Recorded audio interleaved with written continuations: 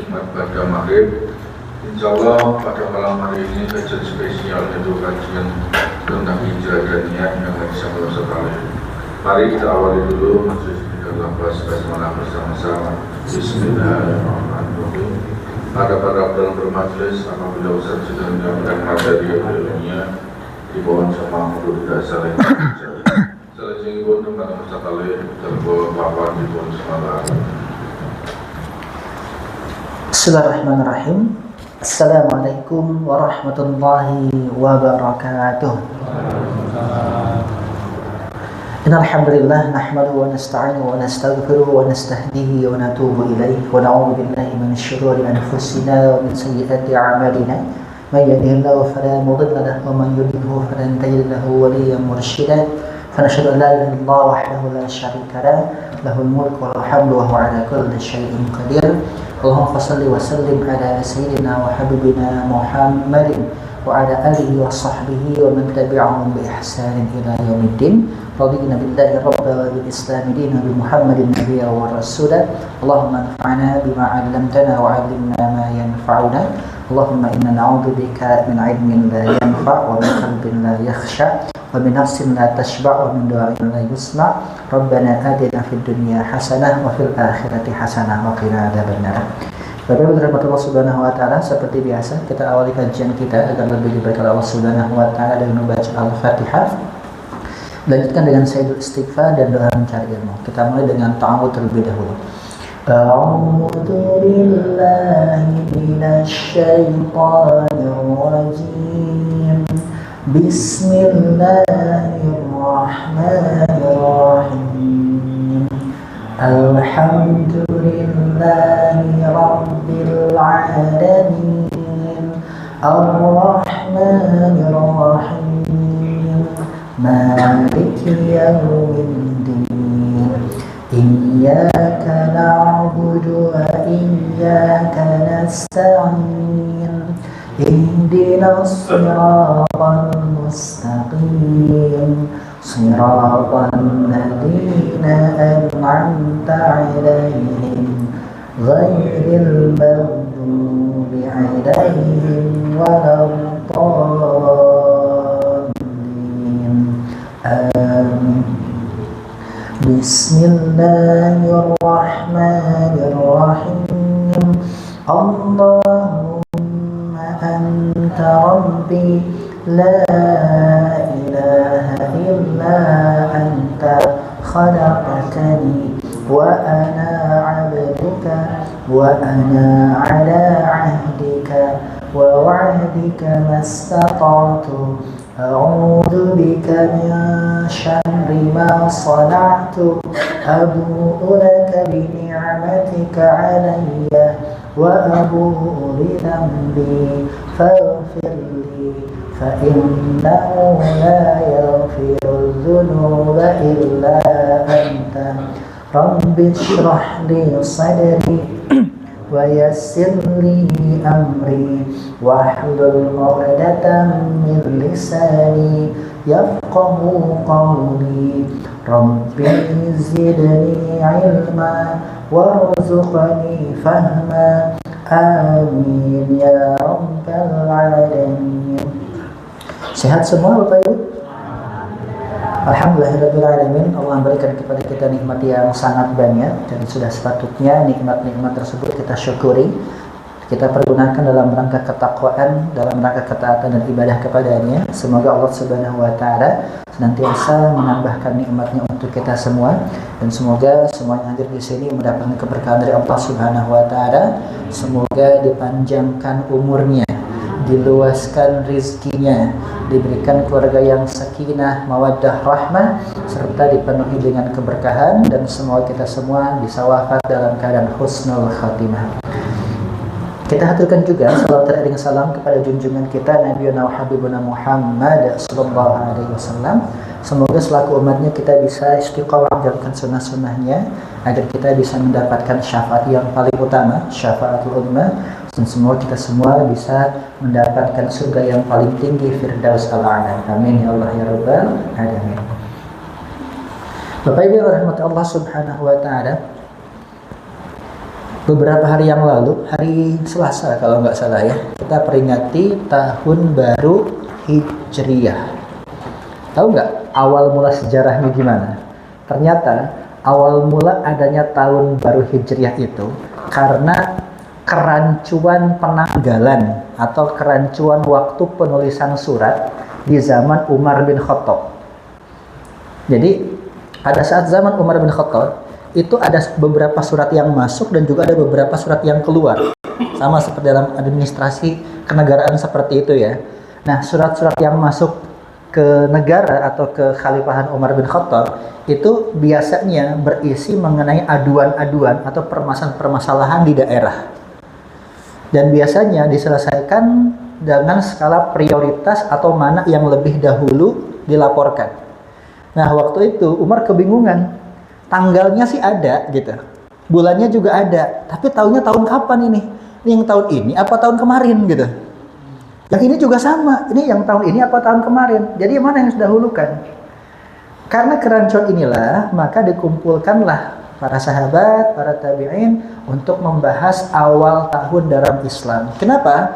Karena memang Islam belum punya sistem tahun. Bahkan orang Arab itu dari zaman dulu itu nggak punya sistem tahun, Bapak Ibu. Nggak punya sistem tahun. Kalau bulannya sudah ada, tanggalnya juga sudah ada. Bahkan Allah firmankan, Inna iddatash syuhuri indallahi isna asyara syahran fi kitabillah yawma khalaqas samawati wal ard minha arba'atun hurum. Dijelaskan dalam Al-Quran, Allah telah menetapkan 12 bulan dalam penciptaan langit dan bumi. Allah jadikan diantaranya 4 bulan haram. Jadi sebelum Islam datang pun, sistem bulan ini sudah ada, Bapak Ibu. Sudah ada sistem bulannya, cuma sistem tahunnya belum ada. Jadi belum ada tahun baku. Mohon maaf ya, berbeda seperti agama-agama yang lain atau keyakinan yang lain. Orang Cina tuh punya tahun Imlek. Tahun apa namanya? Ya tahun Imlek ya? Hah? Tahun Imlek. Ada juga tahun Saka, itu Hindu apa Buddha itu? Hah? Ada tahun Saka. Nah, ada juga tahun Masehi yang diinisiasi oleh orang-orang Kristiani. Diambilnya dari mana? Diambilnya dari kelahiran Yesus. Makanya sebutnya Natal ya, kelahiran. Maka kalau tahun sekarang itu tahun 2026 Masehi. Kalau sebelum Yesus lahir gitu istilahnya, maka sebutannya sebelum Masehi. Maka ada AC, ada BC, ada after Christ, ada before Christ. Karena ngitungnya dari Christ, dari Yesus. Nah, orang Arab tuh belum punya sistem tahun, Bapak Ibu. Nggak ada sistem bakunya. Misalkan gini deh, saya tanya Bapak Ibu. Rasul itu tahun berapa? Kalau saya tanya berapa, berarti apa? Ada yang tahu nggak? Saya kan? Tapi kalau saya tanya Rasul itu tahun apa? Jawabannya tahun gajah. Kenapa? Karena sistem tahun pada waktu itu ditentukan atau diambil dari peristiwa. Apa peristiwa besar yang terjadi? Itu sebutan tahunnya. Misalkan gini, Rasul lahir tahun gajah karena waktu itu terjadi peristiwa penyerangan pasukan bergajah. Kemudian beberapa tahun kemudian, misalkan Rasul itu diangkat menjadi nabi dan rasul di usia 40. Maka tahun itu disebut tahun kenabian. Satu tahun setelahnya, satu tahun setelah kenabian. Satu tahun sebelumnya, satu tahun sebelum kenabian. Ganti lagi namanya. Atau misalkan ketika terjadinya perang Badar, maka sebutannya tahun Badar. Setahun kemudian terjadi perang Uhud, disebut tahun Uhud. Jadi nggak ada awal pastinya tuh kapan. Inilah yang menyebabkan di zaman Umar bin Khattab bingung, ini tahun berapa ini sebenarnya? Yang tahun ini apa tahun kemarin nih? Karena nggak ada angka tahunnya. Bulannya sih ada, bahkan tanggalnya ada. Maka dikumpulkanlah para sahabat untuk membahas, kita ingin menentukan tahun dalam Islam. Ngambil awalnya kapan ya? Ada yang mengusulkan seperti orang-orang Nasrani dengan kelahiran Nabi Muhammad. Ada yang mengusulkan dengan peristiwa Fathu Makkah. Ada yang mengusulkan bahkan dengan wafatnya Nabi Muhammad. Ada yang mengusulkan ketika Nabi diangkat menjadi Nabi dan Rasul. Tapi waktu itu yang disepakati adalah dengan peristiwa hijrah. Kenapa? Dengan peristiwa hijrah ini, umat Islam atau agama Islam semakin tersebar ke seluruh penjuru dunia, menandakan kebangkitan umat Islam. Maka disepakatilah diambil dari peristiwa hijrah. Oleh karena itu, tahunnya disebut Hijriyah. Bulan-bulannya sudah hafal semua kan ya? Sudah dulu kita kasih rumus yang Pelasa. Kemarin kita kasih rumus juga ya. Musa, Rara, Juju, Rosya, Zuzu. Muharram, Safar, Rabiul Awal, Rabiul Akhir, Jumadil Awal, Jumadil Akhir, Rajab, Sya'ban, Ramadan, Syawal, Dzulqa'dah, Dzulhijjah. Ini bulan-bulannya. Ada sedikit perbedaan antara penentuan bulan, tahun, dan hari antara kalender Masehi dan kalender Hijriyah. Bedanya di mana? Yang pertama, perbedaannya adalah di awal waktu atau awal hari, awal tanggalnya. Kalau kalender Masehi itu pergantian tanggalnya, awal tanggal barunya mulai jam 00:01 tengah malam. Kalau Bapak Ibu lihat di HP misalkan gitu ya, itu jam 00:01 itu sudah ganti tanggal, ganti hari. Dan itu menandakan awal harinya. Maka sebutannya siang malam, siang dulu baru kemudian malam. Tapi berbeda dengan kalender Hijriyah. Awal harinya, awal tanggalnya itu bukan jam 00:01, tapi awal tanggalnya itu adalah ba'da maghrib. Itu sudah ganti tanggal yang baru, sudah ganti hari yang baru. Itulah kenapa untuk penentuan 1 Ramadan, 1 Syawal, 1 Dzulhijjah dan seterusnya itu biasanya dilaksanakan penentuannya itu di waktu sore. Ru'yatul hilalnya itu di waktu sore, bukan waktu malam. Kenapa? Untuk menentukan nanti itu sudah bulan baru apa belum gitu. Maka kalau kita sebutkan malam Jumat atau Kamis malam itu sejatinya sudah hari Jumat. Misalkan gini Bapak Ibu, besok nih kita mulai berpuasa. Malam ini tarawih apa enggak? Karena sudah masuk 1 Ramadan. Kalau besoknya kita sholat Idul Fitri, malam ini kita tarawih apa enggak? Enggak, karena sudah masuk 1 Syawal. Jadi hari dimulai itu dari mulai ba'da maghrib. Kalau ada yang nanya, sunnah-sunnah Jumat itu mulai kapan? Ya mulai ba'da maghrib. Sekarang aslinya sudah bukan hari Jumat lagi. Sekarang sudah masuk hari Sabtu. Jadi malam Jumat itu adalah hari Jumat. Kalau Jumat malam berarti sudah masuk hari Sabtu. Kayak kemarin ya, penyembelihan hewan kurban boleh disembelih di hari Raya Idul Adha-nya dan juga hari tasyrik pertama, kedua, dan ketiga sebelum terbenam matahari. Karena kalau sudah terbenam matahari sudah habis hari tasyriknya.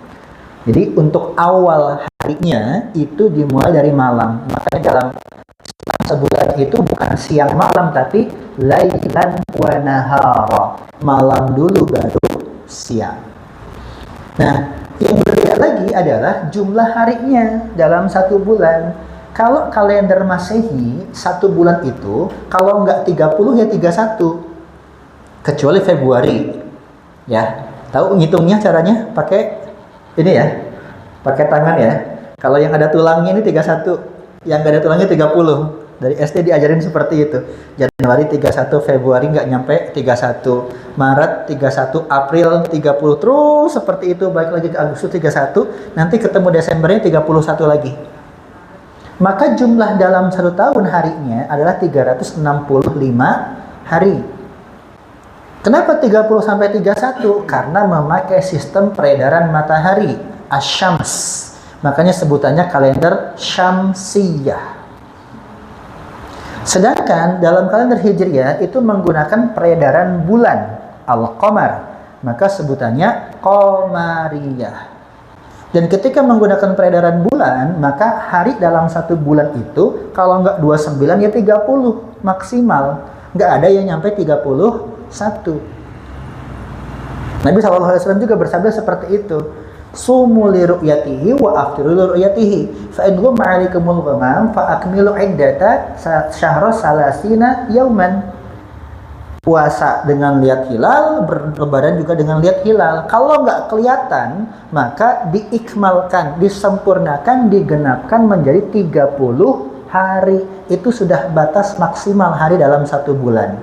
Maka jumlah hari dalam kalender Hijriyah dengan jumlah hari dalam kalender Masehi itu berbeda. Kurang lebih perbedaannya sekitar 10-11 hari. Itulah kenapa seperti Ramadan terasa lebih cepat dari tahun sebelumnya. Saya dulu pernah merasakan, mungkin Bapak Ibu juga pernah merasakan ya, Ramadan itu bulan Desember. Lebaran di bulan Desember. Dekat banget sama Natal waktu itu. Pernah merasakan ya? Tapi kemarin Lebaran bulan apa? Maret. Berarti maju ya? Ramadannya maju? Enggak, Ramadan nggak pernah maju. Tetap di bulan Ramadan. Cuma kalau dibandingkan dengan kalender Masehi seolah-olah maju karena jumlah harinya lebih sedikit. Nah ini sejarah awal penentuan tahun baru Hijriyah.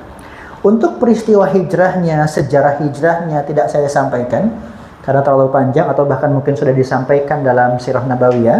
Saya ingin membahas mengenai sebuah hadis yang dulu pernah kita sampaikan juga di awal kajian, tapi belum kita bedah lebih rinci, yaitu hadis riwayat Umar bin Khattab dengan bunyi innamal a'malu binniyat.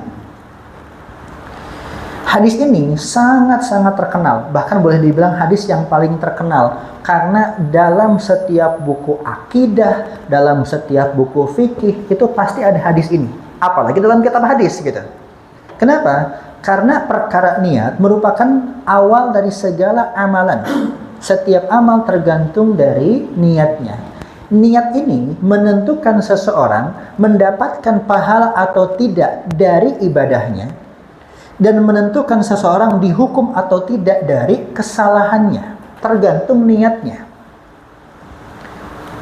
Contoh, orang itu dihitung ibadah atau tidak dari ibadahnya. Ibadah itu seperti yang sering kita sampaikan, syaratnya cuma 2. Diterima syarat nipung mung kali. Yang pertama adalah ikhlasun niat, niat yang ikhlas. Yang kedua adalah ittiba'u sunnah. Cuma 2 itu saja. Ya sama, nikah juga syaratnya cuma 2. Mung kali sinten nggih. Jadi syarat terima ibadah cuma 2 itu. Satu di antara 2 syarat ini hilang, ibadahnya tidak diterima. Ada orang ya datang ke masjid, berdiri setengah jam, udah gitu pulang. Ditanya sama temennya, habis ngapain? Habis sholat. Kok sholatnya gitu? Nggak pakai ruku, nggak pakai sujud? Kan yang penting ikhlas. Diterima nggak? Nggak diterima karena nggak sesuai dengan tuntunan.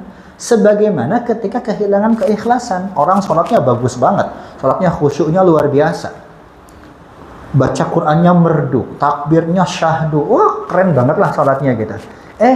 Tapi sholat yang begitu indah itu bukan untuk Allah, tapi karena ada calon mertua di sampingnya. Diterima nggak sholatnya? Nggak juga. Jadi niat ini menentukan amal ibadah seseorang itu diterima atau tidaknya. Bahkan setelah dia beribadah, niatnya berubah apa enggak nih? Jangan-jangan setelah dia beribadah, niatnya karena pengen didengar orang lain, karena pengen dilihat orang lain. Ujung-ujungnya jadilah riya, jadilah sum'ah, rusak lagi pahala ibadahnya. Ibadah diterima atau tidaknya tergantung niatnya.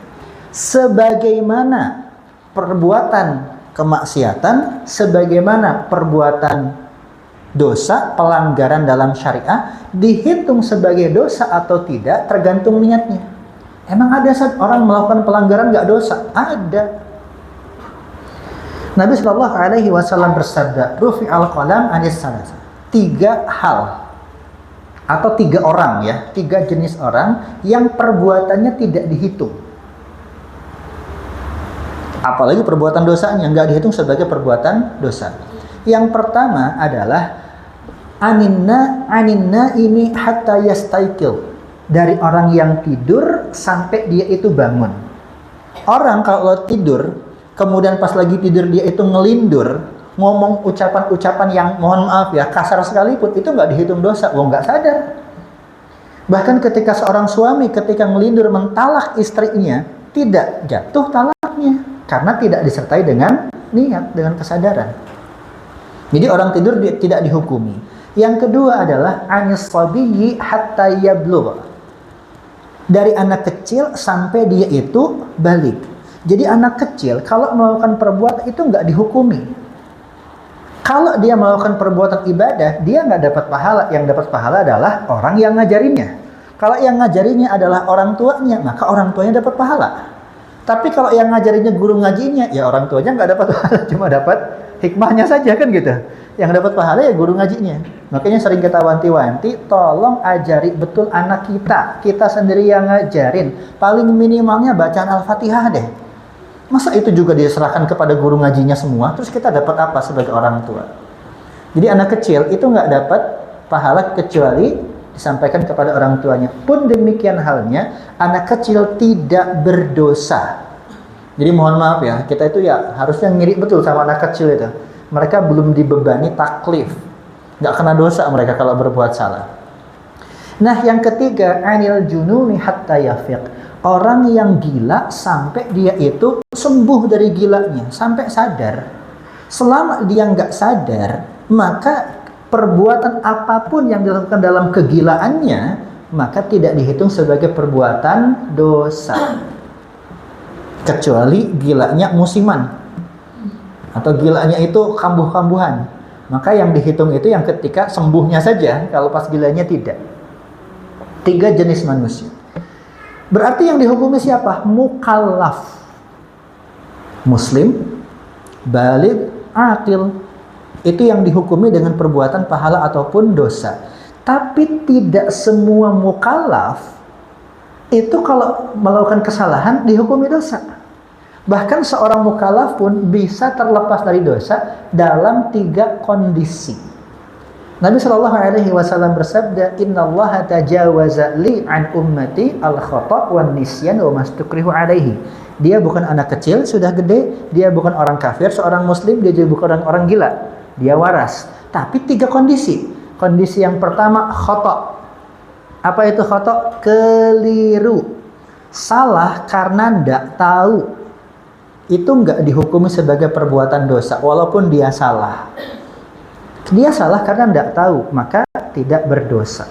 Mohon maaf ya, ibarat kata dia nggak tahu kalau misalkan berhubungan suami istri itu membatalkan puasa karena denda ketika di bulan Ramadan, dia melakukannya karena nggak tahu, dia nggak berdosa. Yang kedua, nisyan, lupa. Dia tahu tapi lupa. Lagi puasa, tahu kalau makan minum itu batal. Kemudian dia lupa. Batal nggak puasanya? Enggak, dan tidak dihukumi sebagai perbuatan dosa. Kecuali diniatkan untuk lupa. Taruh makanan, siapa tahu lupa. Nah, itu nggak boleh kalau kayak gitu.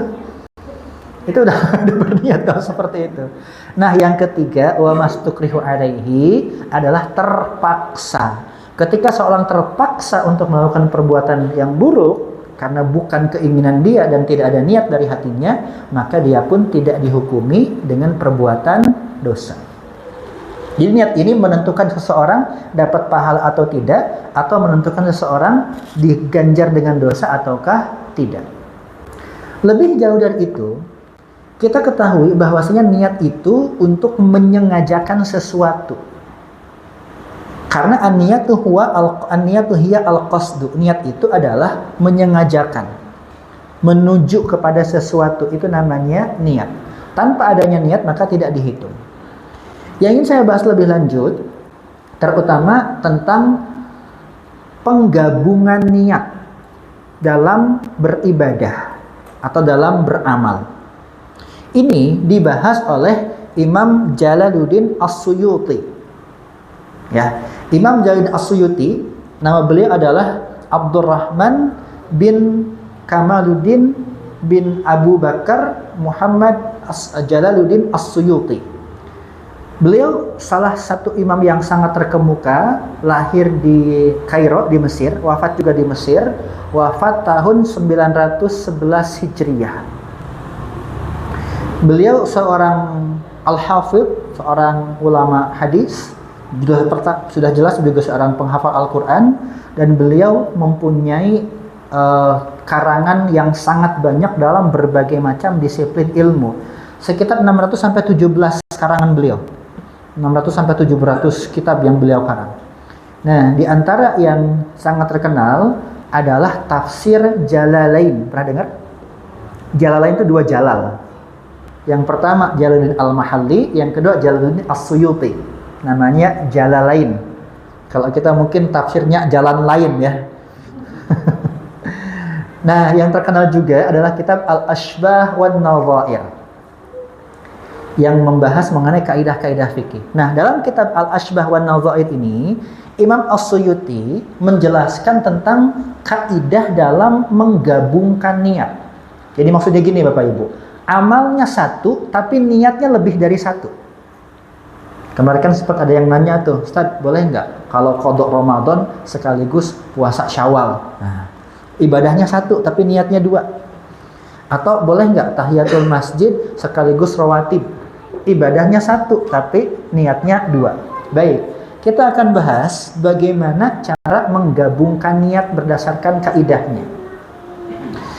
Dalam kitab Al-Ashbah wan Nadhair, Imam As-Suyuti menyampaikan summa at-tasyriku fin niyat, dalam kaidah menggabungkan niat. Dalam kitab fikih sunnah sebutannya ta'addudun niyah. Ya sama ya, menggabungkan niat. Fiha dhawabit, ada beberapa kaidahnya, ada beberapa ketentuannya. Jenisnya yang pertama, ayyanwiya ma'al ibadati ma laysa bi'ibadatin. Jadi jenis yang pertama Bapak Ibu, saya pakai bahasa Indonesia aja ya. Niat untuk ibadah plus non ibadah. Amalnya satu tapi niatnya dua. Amalnya satu, niatnya dua. Niat yang pertama untuk ibadah, niat yang kedua niat untuk non ibadah. Jadi ini ibadah dan non ibadah, ibadah dan selain ibadah. Maka kata Imam As-Suyuti, bisa jadi ibadahnya sah, bisa jadi ibadahnya tidak sah. Ada dua kemungkinan. Jadi kemungkinan yang pertama sini aja deh, ibadahnya sah. Kemungkinan yang kedua, ibadahnya tidak sah. Kapan ibadah tersebut sah dan kapan ibadah tersebut yang diniatkan tidak sah? Yang ibadahnya sah adalah ketika meniatkan satu amalan untuk dua niat. Yang pertama niat ibadah, yang kedua niat perkara yang mubah. Perkara mubah itu bukan ibadah. Contoh, saya niat wudu, ibadah bukan? Ibadah. Biar yang kedua niatnya biar badan saya juga seger. Niat yang pertama untuk menghilangkan hadas itu ibadah. Niat yang kedua biar badan saya seger itu perkara yang mubah dan itu bukan ibadah. Kalau diniatkan perkara ibadah dan perkara mubah, maka ibadahnya sah. Artinya wudunya itu sah. Menghilangkan hadasnya itu sah. Kalau niatnya ibadah plus perkara yang mubah. Yang pertama ya, ibadahnya sah. Kalau yang kedua, ibadahnya tidak sah. Kapan? Ketika diniatkan ibadah dengan perkara non-ibadah yang diharamkan oleh Allah Subhanahu wa ta'ala. Contoh, saya mau menyembelih hewan. Niat pertama untuk berkurban, ibadah bukan? Ibadah. Plus niat yang kedua, nih nanti hewan ini juga untuk sesajen. Ibadah bukan? Bukan. Haram nggak? Haram. Maka walaupun diniatkan untuk ibadah, tapi karena tercampur dengan yang haram, ibadahnya jadi tidak sah. Ini ya, jenis yang pertama, ibadah dan non-ibadah. Jenis yang kedua adalah ibadah. Ibadah yang apa? Ibadah yang wajib hukumnya. Niat yang pertama. Niat yang keduanya adalah wajib juga. Jadi sama-sama wajib ini. Amalnya satu. Ya, amalnya satu, tapi niatnya dua. Dua-duanya tidak sah.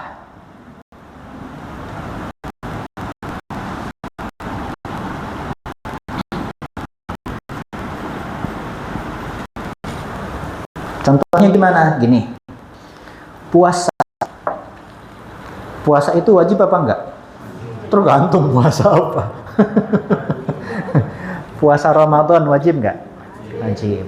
Puasa nazar wajib enggak? Wajib. Puasa kafarah wajib enggak? Wajib. Puasa qadha Ramadan wajib enggak? Contoh, ada orang, saya niat puasa Ramadan sekaligus puasa nazar. Boleh enggak? Nggak boleh. Karena Ramadan itu wajib, nazar juga wajib. Nggak bisa satu puasa niatnya dua wajib.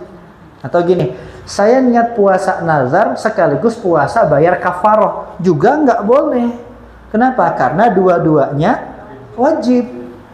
Apalagi kalau ada orang berniat, saya niat puasa Ramadan sekaligus qadha Ramadan. Enak bener. Lebih nggak boleh lagi, kortingnya banyak banget itu.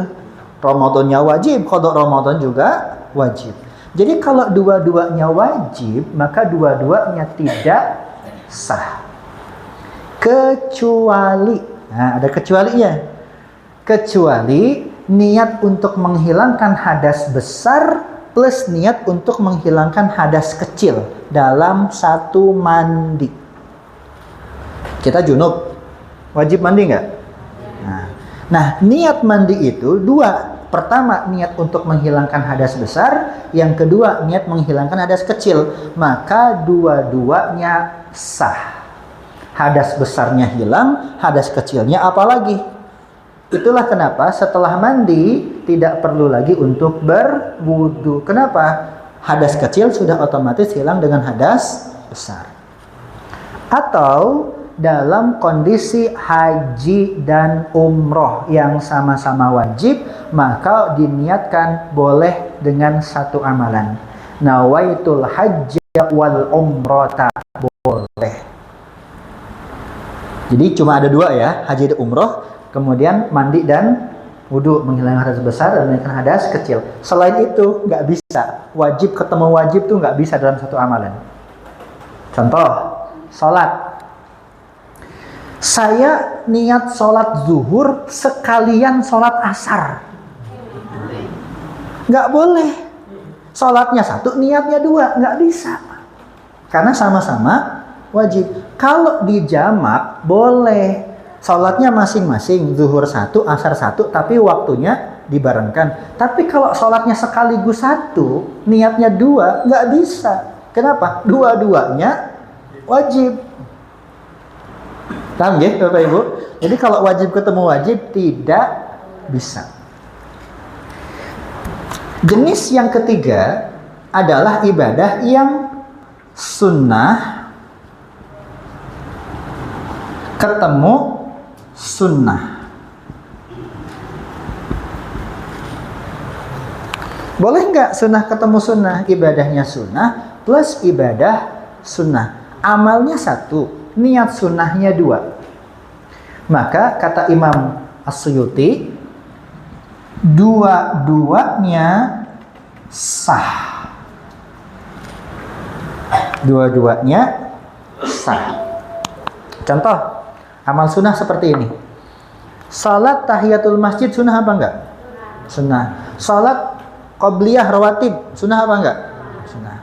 Bapak Ibu masuk ke masjid, ya. Ternyata iqomah tinggal 3 menit lagi, 4 menit lagi.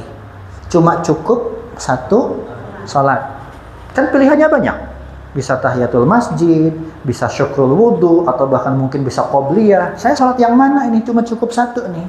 Maka Bapak Ibu boleh sholat qobliyah sekaligus niatnya tahiyatul masjid. Sholatnya satu, tapi niatnya dua. dan dua-duanya amal sunnah, maka diperbolehkan dua-duanya sah. Atau puasa Arafah berbarengan misalkan dengan puasa Senin. Puasa Arafah hukumnya apa? Sunnah. Puasa Senin? Sunnah. Boleh nggak niatnya dua? Boleh. Puasa Arafah dan juga puasa Senin, dua-duanya sah. Puasa Syawal tak pasin dengan puasa Kamis. Boleh nggak? Atau tak pasin Kamis yang tengah bulan Ayamul Bid. Jadi 3 langsung tuh. Boleh nggak? Boleh, karena amal sunnah ketemu amal sunnah, dua-duanya sah. Nah, yang jadi pertanyaan adalah ketika amal ibadah yang wajib ketemu dengan amal ibadah yang sunnah, maka Imam As-Suyuti mengatakan kalau ayyan wa ma'al mafruḍah mandubah, jadi yang wajib plus niatnya sunnah, maka fihi suwar, ada beberapa kondisi. Kondisi yang pertama, kemungkinan yang pertama adalah dua-duanya sah.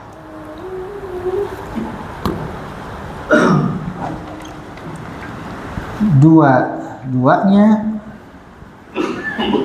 sah. Kondisi yang kedua adalah hanya wajib yang sah.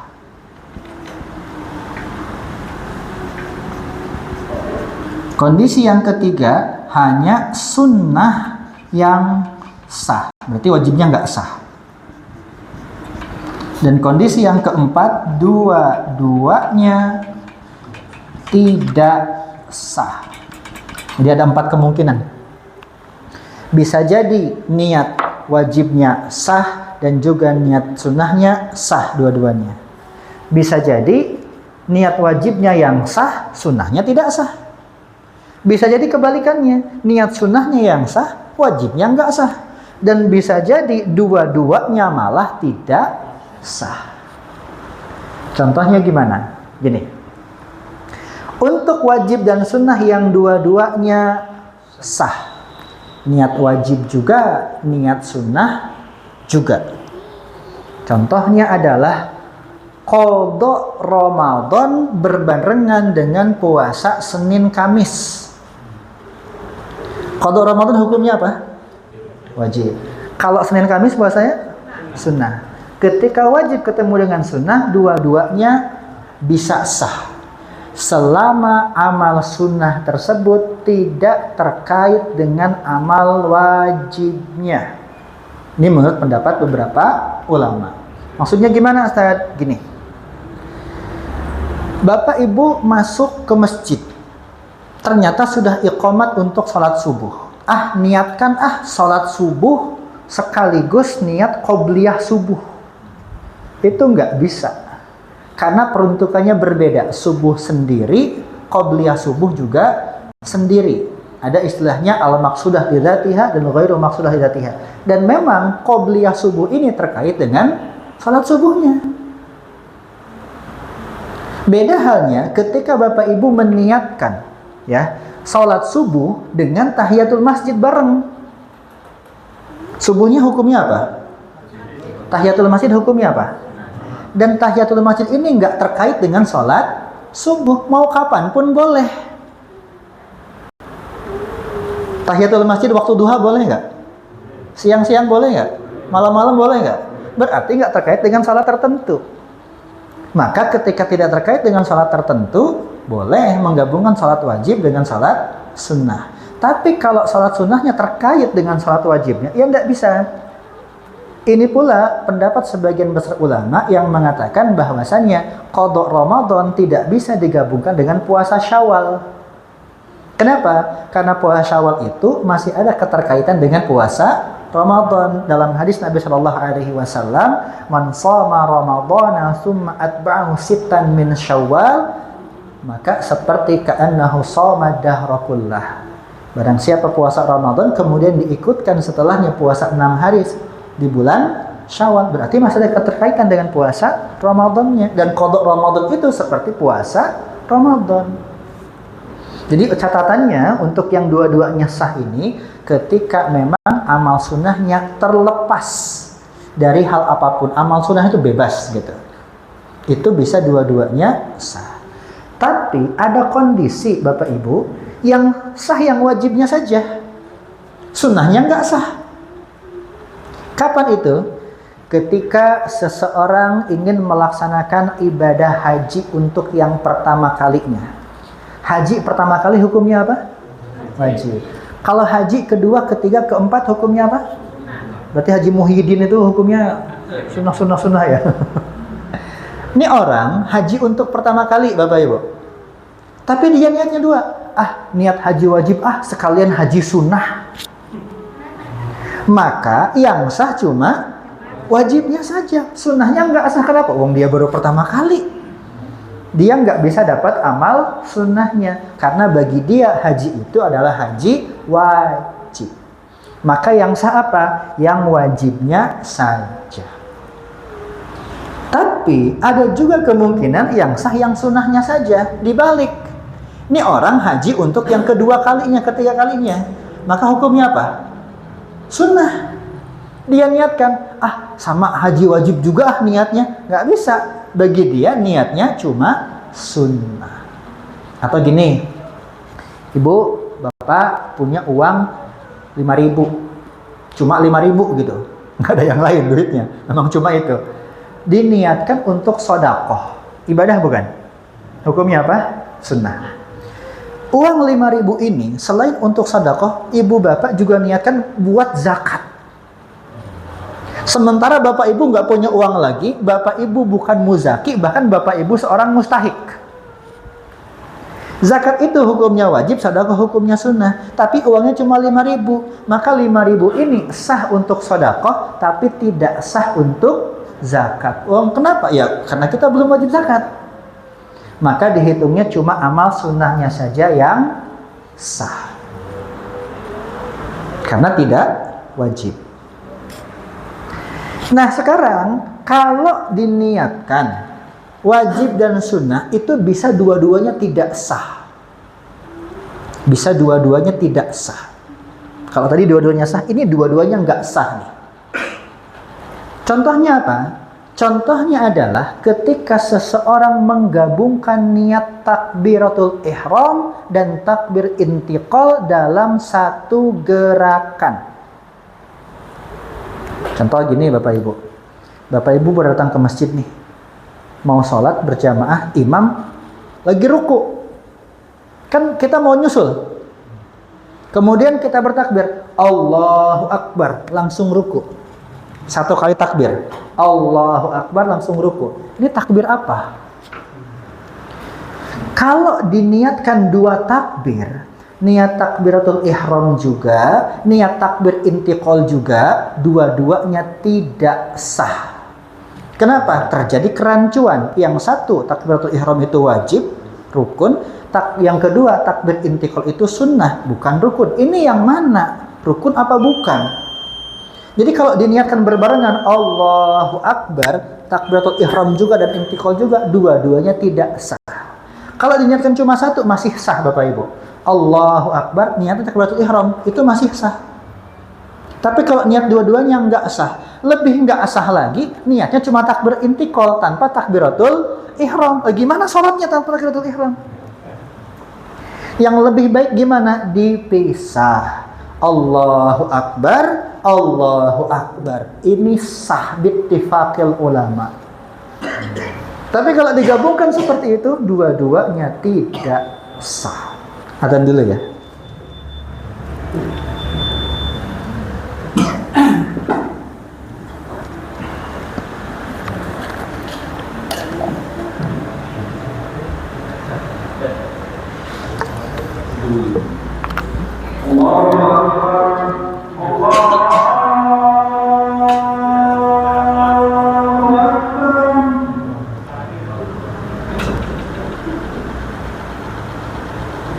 Allah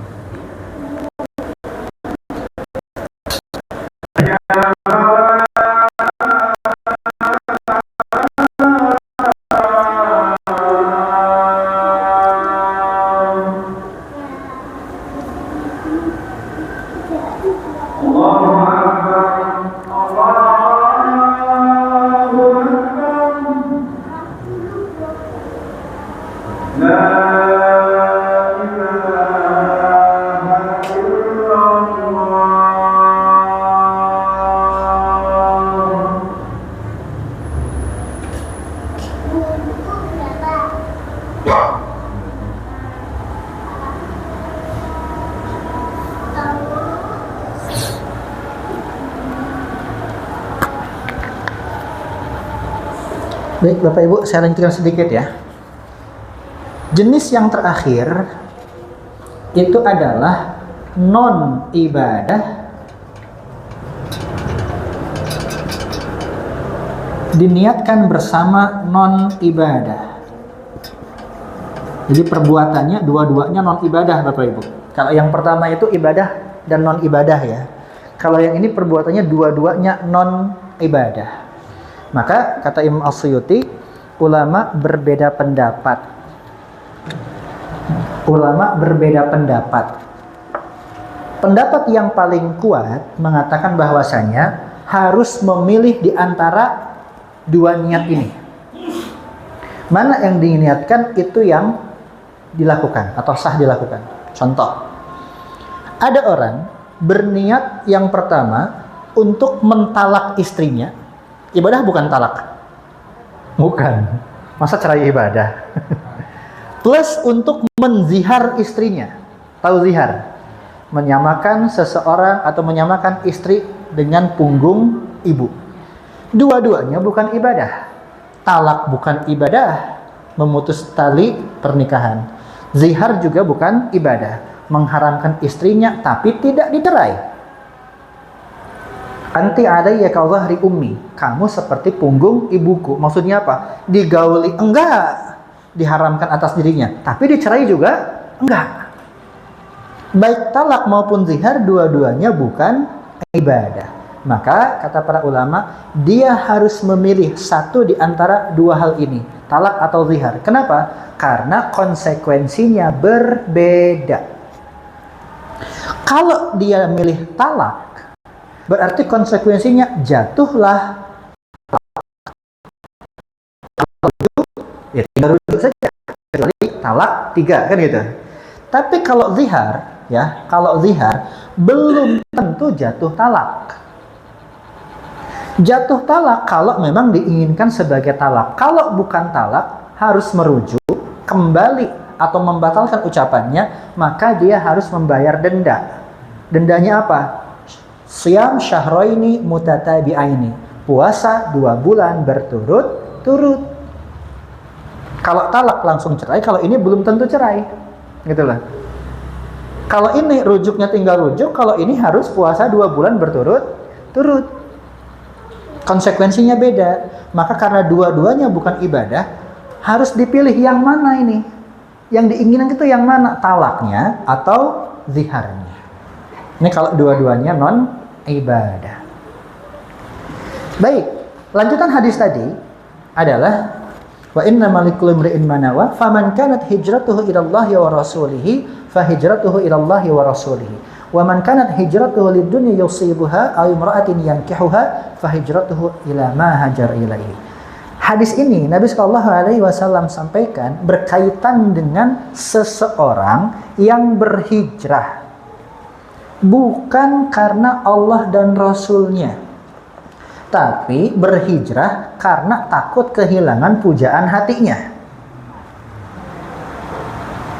Pujaan hatinya seorang wanita yang bernama Ummu Qais.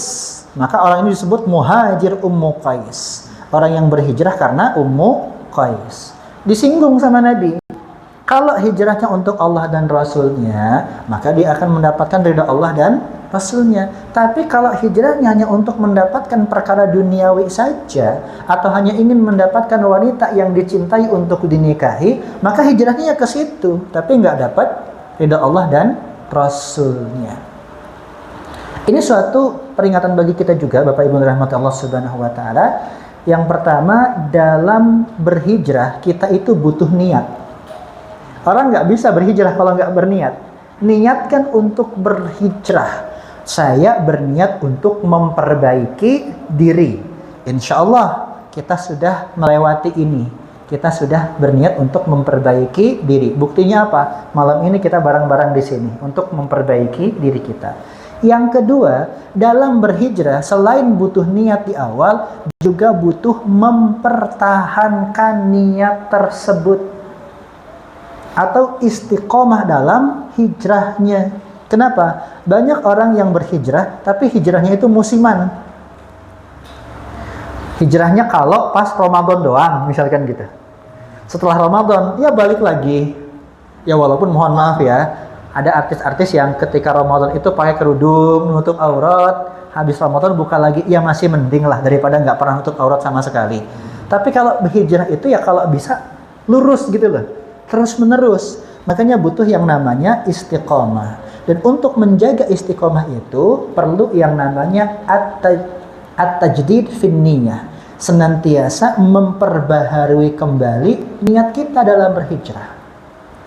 Yang kedua, yang ketiga, jangan rusak niat orang lain untuk berhijrah.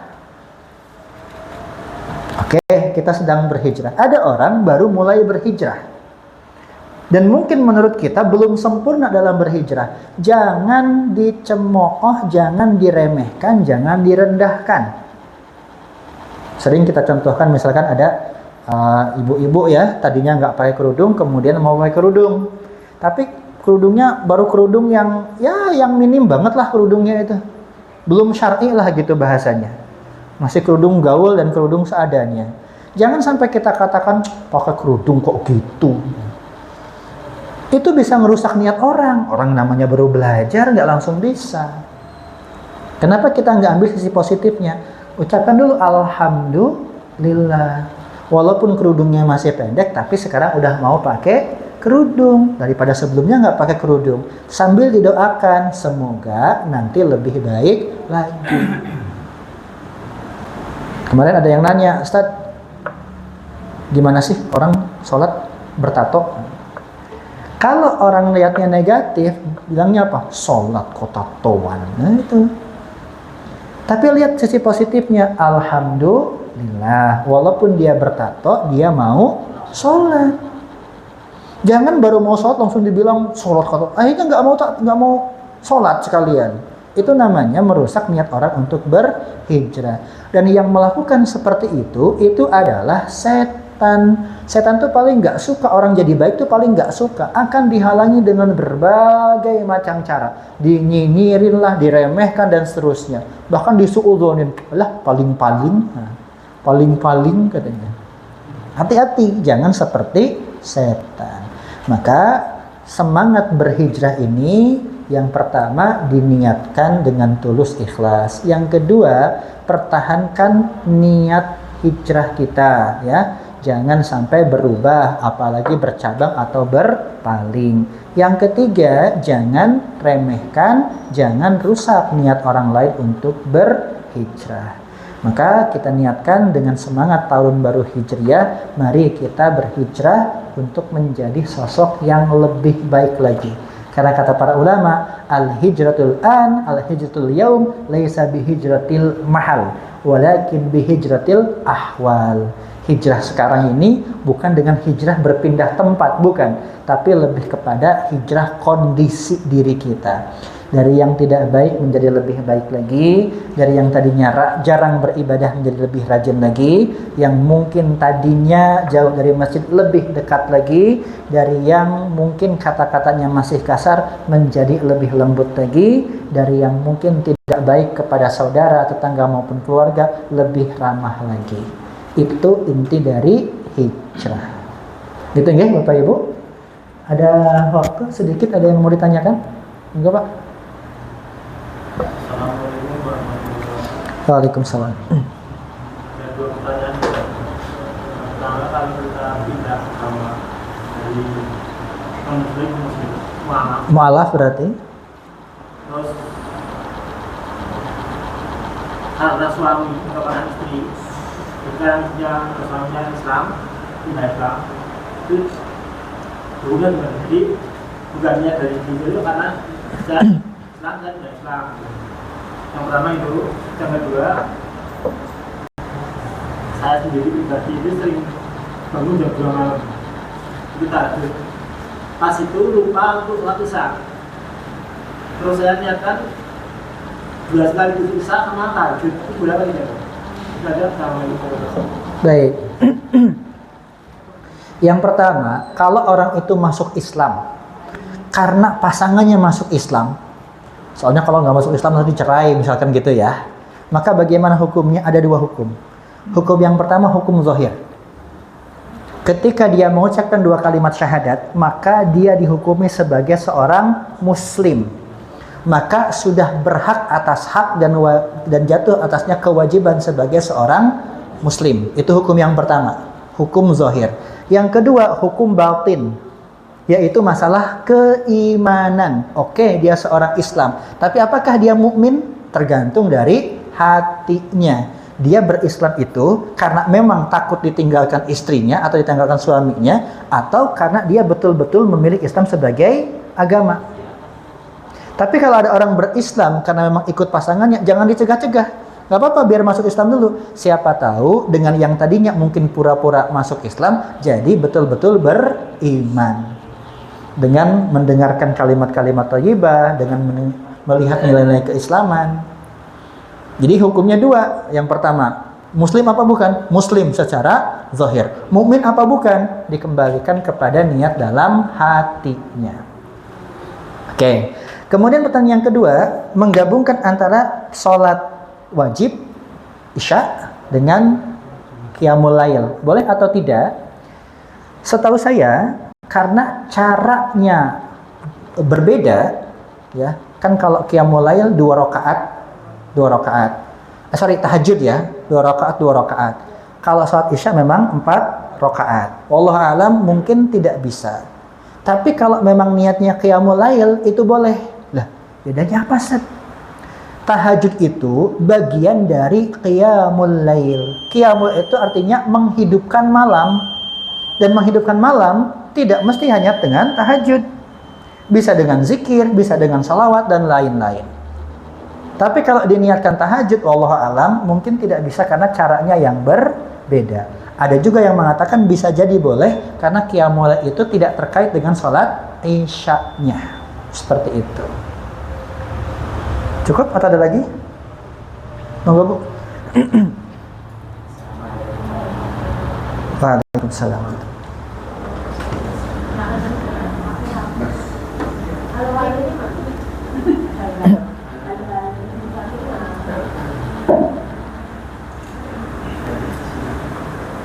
Assalamualaikum warahmatullahi wabarakatuh. Allahumma sholli wa sallim ala nabiyyina Muhammad. Begini Ustaz, tadi dijelaskan bahwa kita bisa menggabungkan 2 amalan dan dua-duanya 2 niat dalam satu amalan. Ya, 2 niat dalam satu amalan. Sekarang kalau seseorang itu menggabungkannya dengan yang tidak menggabungkannya, apakah pahalanya sama? Oke, ya. Paham. Assalamualaikum warahmatullahi wabarakatuh. Waalaikumsalam. Tadi kita sampaikan boleh menggabungkan antara rawatib dengan tahiyatul masjid ya. Atau sholat duha sekalian tahiyatul masjid, boleh nggak? Boleh. Tapi akan lebih baik lagi ketika dipisah sendiri-sendiri. Rawatib sendiri, tahiyatul masjid sendiri. Tadi kondisinya cuma tinggal 3 menit, cuma cukup 1 sholat. Ya sudah, 1 sholat itu diniatkan 2 sholat. Boleh nggak? Boleh. Tapi kalau misalkan ada 6 menit, ada 10 menit, maka tentu lebih baik untuk dipisah-pisah. Tahiyatul masjid sendiri, rawatib sendiri, syukrul wudu mungkin sendiri. Kenapa? Lebih banyak sholatnya, lebih banyak zikirnya, lebih banyak baca Quran, sholawat, dan seterusnya. Maka tentu lebih baik.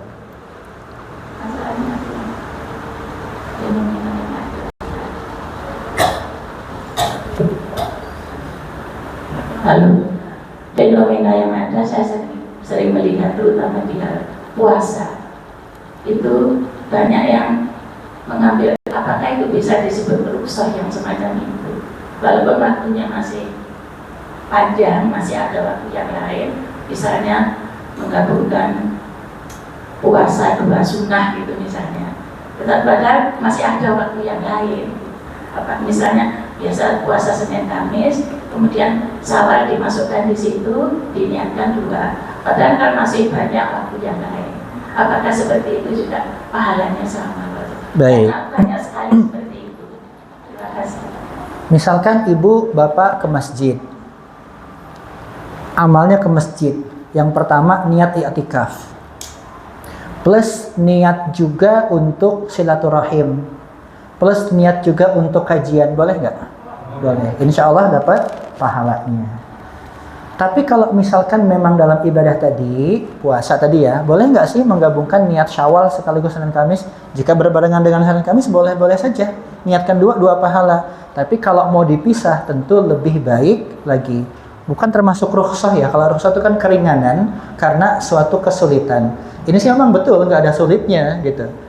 Betul, tapi kalau mau digabungkan pun boleh-boleh saja. Nek dipisah tentu lebih utama. Syawal sendiri, Senin Kamis sendiri. Kenapa lebih utama? Ya puasanya lebih banyak dibandingkan dengan puasa yang satu tapi niatnya banyak. Tapi pada intinya ketika diniatkan dua tetap sah dua-duanya. Seperti itu. Oke, saya rasa cukup dulu ya. Kita cukupkan. Kita tutup dengan bacaan hamdalah. Alhamdulillahirrahmanirrahim. Tutup dengan kafaaratul majlis sekalian. Subhanakallahumma wa bihamdika asyhadu an la ilaha illa anta astaghfiruka wa atubu ilaik. Assalamualaikum warahmatullahi wabarakatuh.